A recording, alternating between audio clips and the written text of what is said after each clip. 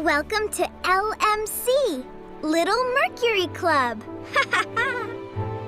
In a beautiful kingdom surrounded by rivers, gardens, and golden sunlight, there lived a gentle young princess named Elisa. She was kind, soft-hearted, and loved by everyone. But more than anything else in the world, Elisa loved her 11 brothers.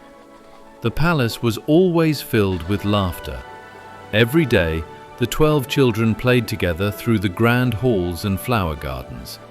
They chased each other beside sparkling fountains, watched birds flying across the sky, and sat together beneath the warm evening sunsets. Their father, the king, loved his children deeply. Even though he ruled a great kingdom, his happiest moments were always with Elisa and her brothers. He would laugh with them in the gardens, walk with them through the palace halls, and hold little Elisa gently while listening to her stories. To Elisa, those days felt like happiness would last forever. But sadly, life began to change after the death of the children's gentle mother. The palace slowly became quieter. The king tried his best to stay strong for his children, but deep inside, he felt lonely. And one day, hoping to bring happiness back into the palace, the king married a new queen. She was beautiful and elegant. Her voice sounded soft and graceful, and at first, everyone believed she would become a loving mother to the children. But behind her calm smile, she carried jealousy deep inside her heart. She could not bear seeing the love shared between Elisa and her brothers. She hated their laughter. She hated their happiness. And slowly, a strange coldness spread through the palace. The warm halls became silent. The joyful laughter slowly disappeared. The king did not notice the darkness growing around his children, because whenever he was near, the cruel queen pretended to be kind. But once he left, her face changed completely. Little Elisa and her brothers became frightened of her cold eyes and cruel voice. Then, one terrifying night, a freezing wind swept through the castle. Dark clouds covered the moon, and before Elisa's frightened eyes, something horrible began happening to her brothers. Their arms slowly transformed into wings. White feathers covered their bodies. Their voices faded into sorrowful cries. One by one, the princes turned into beautiful, wild swans. "Elisa!" they cried sadly, as they flew helplessly into the stormy night sky.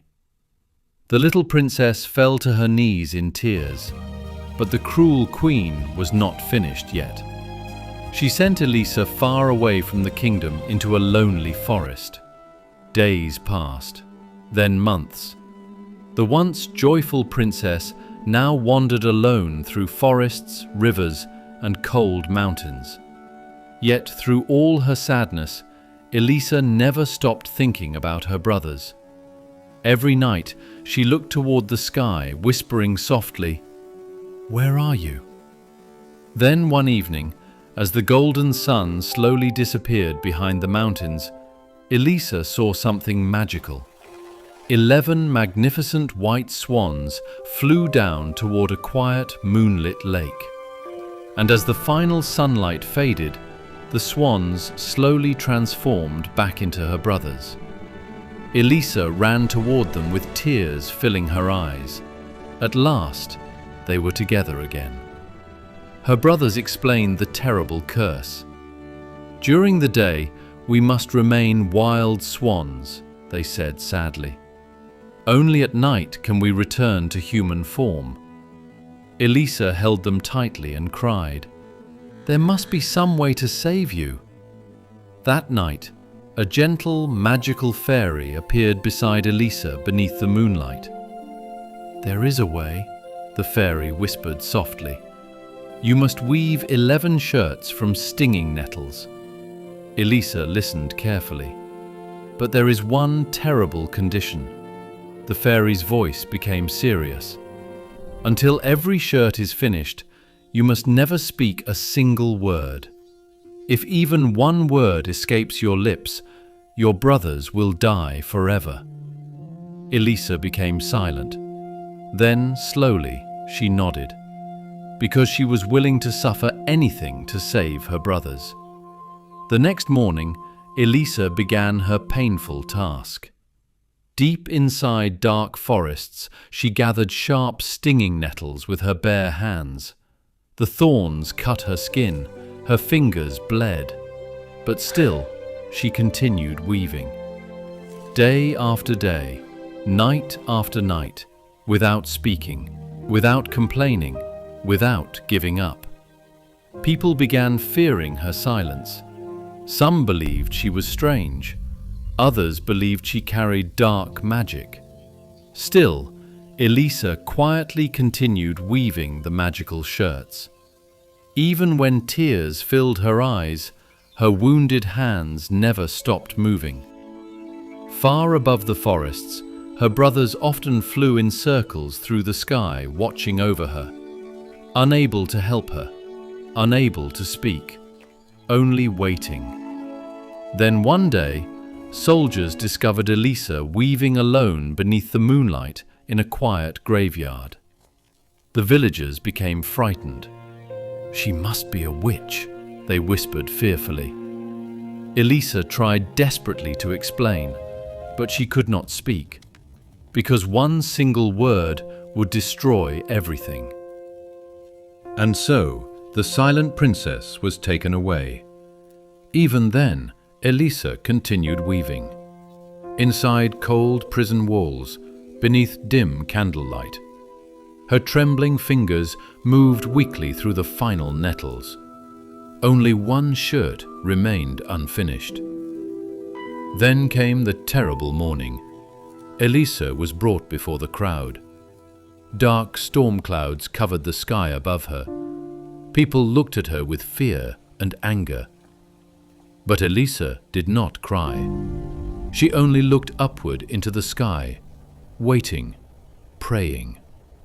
Then suddenly, a powerful sound echoed through the storm clouds. The wild swans had come. 11 great white swans flew across the dark sky toward her. The crowd gasped in fear and wonder. With her final strength, Elisa threw the magical shirts toward the swans, one by one. Bright magical light filled the air, and instantly the swans transformed back into her brothers. The curse had finally been broken. Her brothers stood before the crowd once again as human princes. But suddenly, Elisa's smile faded. The youngest brother still carried one beautiful white swan wing instead of a full human arm. Elisa's eyes filled with tears. "I'm sorry," she whispered softly. "If only I had one little more time." But the youngest brother smiled gently.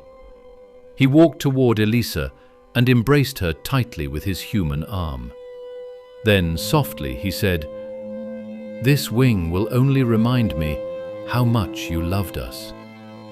Elisa began crying peacefully in her brother's arms. The crowd fell silent. At last, they understood her suffering, her silence, and her love. Her brothers gathered around her and held her tightly. And for the first time in many years, Princess Elisa smiled peacefully again. Because true love does not give up easily. Sometimes it suffers quietly. Sometimes it sacrifices everything in silence. And sometimes the purest love in the world is the one that asks for nothing in return.